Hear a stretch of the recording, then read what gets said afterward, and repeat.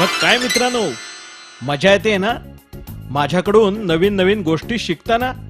बरं मला सांगा, तुमचे आई बाबा पण तुमच्या बरोबर बसलेत ना? नसतील तर लगेच बोलवून आणा, कारण आता मी जे काही सांगणार आहे ते तुमच्या आई बाबांसाठी. जा पटकन बोलवून आणा बरं. आलात का तुम्ही? आता मी जे काही बोलणार आहे ते तुम्हा मोठ्यांसाठी आहे बरं का. कारण दरवेळी फक्त मुलेच चुका करतात आणि मोठ्यांचं वागणं नेहमीच बरोबर असतं असं नाही.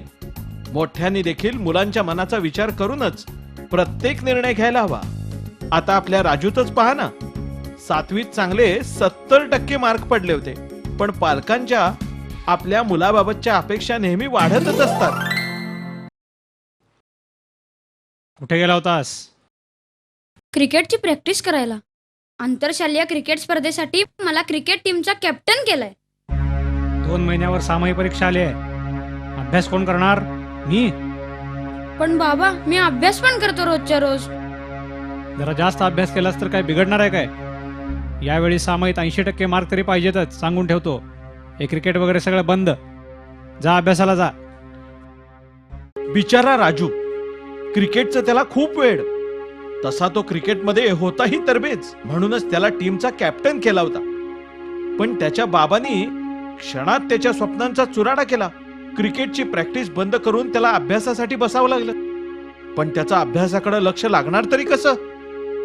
खरं तर अभ्यास सांभाळूनच तो क्रिकेटची प्रॅक्टिस करत होता, पण त्याच्या बाबांनी त्याच्या डोक्यावरचं मार्काचं ओझं वाढवलं होतं.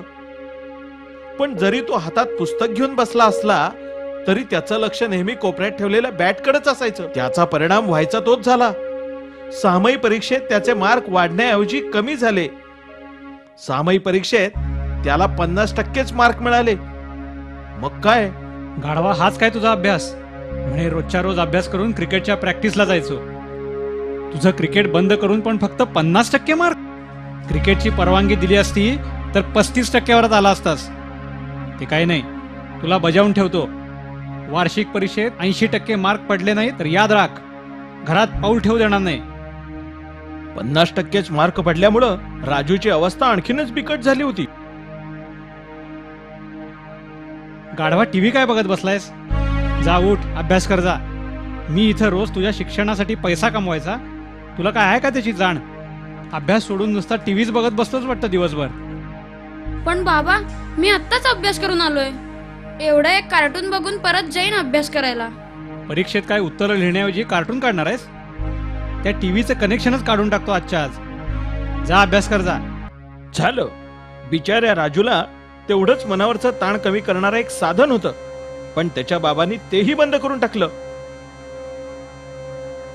आता यावेळी कुठं चाललायस? निलेशच्या वाढदिवसाची पार्टी आहे, त्यानं बोलवलंय पार्टीला. त्याचं काय जाते पार्ट्या करायला?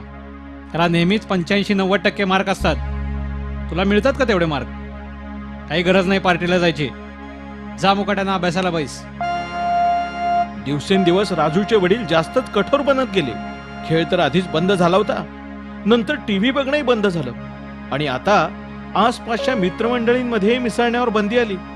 यामुळं राजूचा आतल्यात कोंडमारा होऊ लागला होता.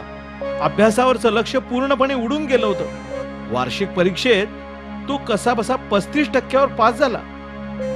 झालं, कुठं तोंड दाखवायला जागा ठेवली नाहीस की रे तू? 35%वर पास होऊन उपकारच केलेस की रे तू माझ्यावर? मर काम करून तुला शिकवायचं आणि तू मात्र माझी इज्जत मातीत मिळवून टाकलीस. यापुढे तुला काय करायचं ते कर. तुला जसं वागायचं तसं वाग. मी तुला काही एक बोलणार नाही, आणि तूही माझ्याशी बोलायचं नाहीस. आले आले सत्कार मूर्ती आले. हो ना, बरोबर 35% मार्क मिळवायचे म्हणजे काही सोपी गोष्ट नाही. जरा जरी मार्क कमी जास्त झाले तर राहिला मागच्याच वर्गात. मग आहेच आपला राजू ग्रेट. एका वर्षात 70%वरून 35%वर. वा, काय प्रगती आहे.